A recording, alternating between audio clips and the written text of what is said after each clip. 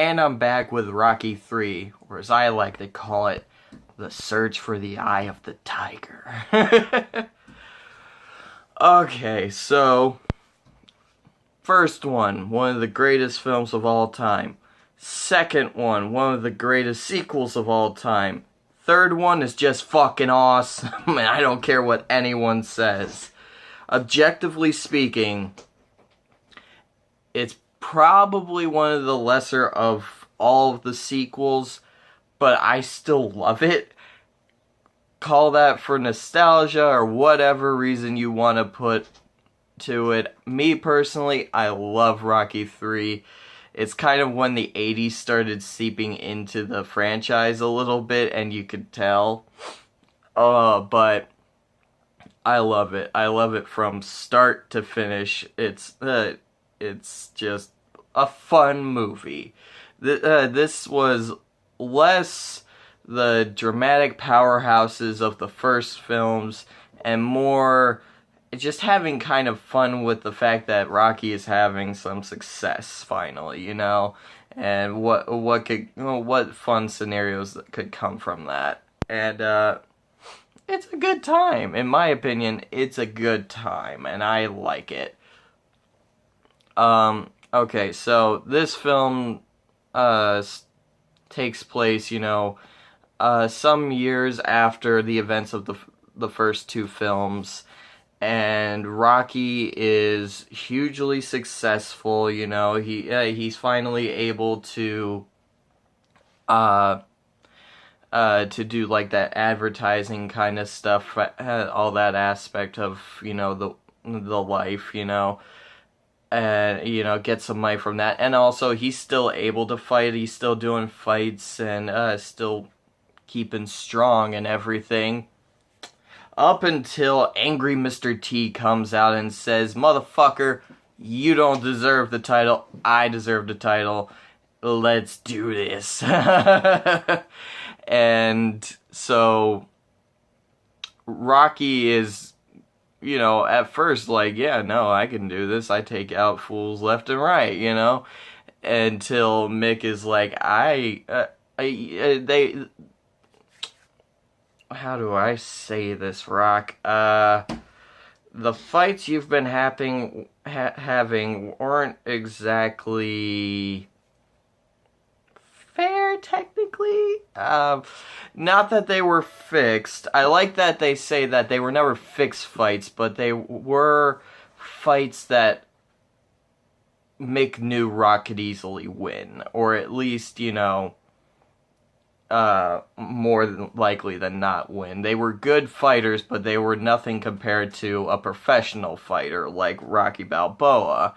So that sort of brings an element of like, okay, yeah, he's been having these fights and, keeping the tiger fed, and all that, but does that really do justice for that tiger, if you will? They compare Rocky a lot to a tiger, an animal that needs to hunt and to feed and to have feed his animalistic tendencies. And it turns out that Rocky's kind of domesticated now, with married life and being a father and not really having to fight for much anymore because he's got all this, pretty much everything he ever wanted, all the money that he could ask for, he's got this grand house, he's not really struggling at all like he ever did in the first two films. And so you kind of see like, yeah, no, this sort of does seem like, even though, he's still a good fighter, it's just he's not hungry for a win like he used to be. And this movie has a pretty good arc that I like, that it plays with the first two films, a formula a bit. With the first film, it was an underdog story rising up. In the second film, it was the aftermath, the underdog, falls back down into it and then rises back up again. And in this film, he's on top. You know, he is just straight up on top of the world. Nothing can bring him down. And then suddenly, and he's got to figure out a way to go right back up again. And it's a cool take on the formula. It never feels like, okay, it's the first film again, it's the second film again, or anything like that. It's really, it is a fun take on, you know, Rocky again, and I dig it. I dig it a lot. I think Clubber Lang is a really cool villain. Like, in the first two films, a lot of people say that, you know, Apollo Creed is an antagonist, and for me, I mean, yeah, I guess in a way, Apollo Creed, you know, can be the villains of those movies, but I always saw him as just a guy. You know, he's just a guy that's just, you know, he's kind of full of himself, but he is a person, and I do like that. And he comes back in this film because after Rocky, spoiler alert if you haven't seen it, about halfway through, Rocky does fight Clubber Lang, and this is where the fall, you know, because usually the first two films were build-ups to the fight. This one happens like in the end of the first act, maybe somewhere in the middle of the second act, something like that. And he loses badly because Clubber Lang is a fucking beast. And that's what I like about this. Like, if there's ever a villain in any of these movies, he is a villain, you know, of all of these movies. If there was any of them that you'd classify as, yeah, no, that's a bad guy, fucking Mr. T as Clubber Lang is a bad motherfucker. And he's just cool, and he's just primal as hell, and just, it's easy to kind of root against this guy, but you kind of also fear rooting against this guy, because you think he could just fucking rip your head off in any moment. He's just angry and just very animalistic. Like I said, this movie does make it feel like Rocky Balboa and Clubber Lang are these, like, tigers that is just, like, one is just straight up from the wild and is ready to kill, and the other one has a family and is really not seeing much to fight for. And I like that. I like that quite a bit. Anyways, getting back to, you know, Rocky losing. And not only does he lose the fight, but Mick, again, spoiler alert, Mick dies. And that's another aspect about this movie that I kind of respect. In the first film, you never get a sense of anyone's gonna die. In the second film, you fear a little bit for Adrian, of course, because it's a dire situation, but overall you're pretty sure that, or at least you're hoping, that things are gonna be fine. In this film, it hints that something's wrong with Mick, and then gone. And it's kind of like, oh wow, this movie has been fun, and then shit got real. And it's like, oh, okay. Alright.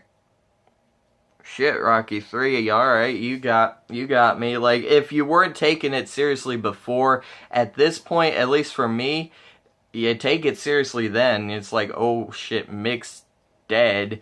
Rocky sadly and fucking almost, you know, embarrassingly loses this fight publicly to Clubber Lang, and it's just like, fuck, you know? And you just and you just want Rocky to just rise again, you know, and fucking find his goddamn eye of the tiger and win. You know, you want him to be hungry again because all this shit. And you can see, like, it's affecting Rocky even when he's still trying to, like, you know, when he decides that he's gonna train again, you know, he's gonna find his eye of the tiger and he wants to win, but he's still struggling with, like, you know, he just lost Mick, and he's not sure of himself because he's been pretty much just been spoon-fed these fights for the last few years after Apollo Creed, because, you know, it was the only way to make sure that Rocky doesn't lose all the things that he's worked for, with all the money and all the nice little things that he's got, like with the house, his home, everything, and that's affecting him too. And then it gets 80s with its montages, and it's I adore this movie. I really do. Is it as good as the first two films? Objectively speaking, no. Is it one of the best third parts of a film franchise? Yeah, it is. Fuck yeah, it is. If I were to pick, like, third installments of, like, either trilogies or fucking, whole sagas and franchises, Friday the 13th Part 3, Return of the Jedi, and Rocky 3, okay? No, seriously, I love Rocky 3. I really do. I think it's probably one that everyone thinks in their mind what all the Rocky films are, with being more of a more fun installment rather than powerhouse dramas like the first two and a couple of other installments of the series are, but I still highly, highly recommend Rocky 3. If you haven't seen it, go watch it after the first two, because it does, say Rocky 3. Watch them in order. And, yeah, I do love this movie. It's, again, directed and written by Sylvester Stallone, who, again, does a great job. And I also like the progression of Rocky's character. Like, it doesn't just feel like he's this will sound cruel, I guess, but the same old dum-dum from the first movie. Like in the first film, you could tell he's uneducated, he's confused about certain situations, especially emotionally. In the second film, you see a bit of a progression because of, the events that he's going through. He starts to read and all that. In the third film, he's still the same. You could tell he's still the same character, but he's just a bit more well-rounded. He feels way more optimistic because of how things are, and you could tell that he's a bit more educated. His accent slightly is fading a bit, and I like that. And I like that progression even up until the fourth film. Not to spoil my thoughts about the fourth film, but you could even tell in the fourth film that he's progressed mentally and emotionally, and I like that. I like that a lot. So, anyways, I don't think I have anything else to say about Rocky 3 at the moment other than it's great. And you need to see it because it's an 80s classic. Why haven't you seen it yet? Why are you watching this, jackass? Go watch Rocky 3. What's wrong with you, you fucking idiots? No. No, seriously, go watch Rocky 3. Watch it and just love it. Yeah. Alright, that's all. So take care. Bye.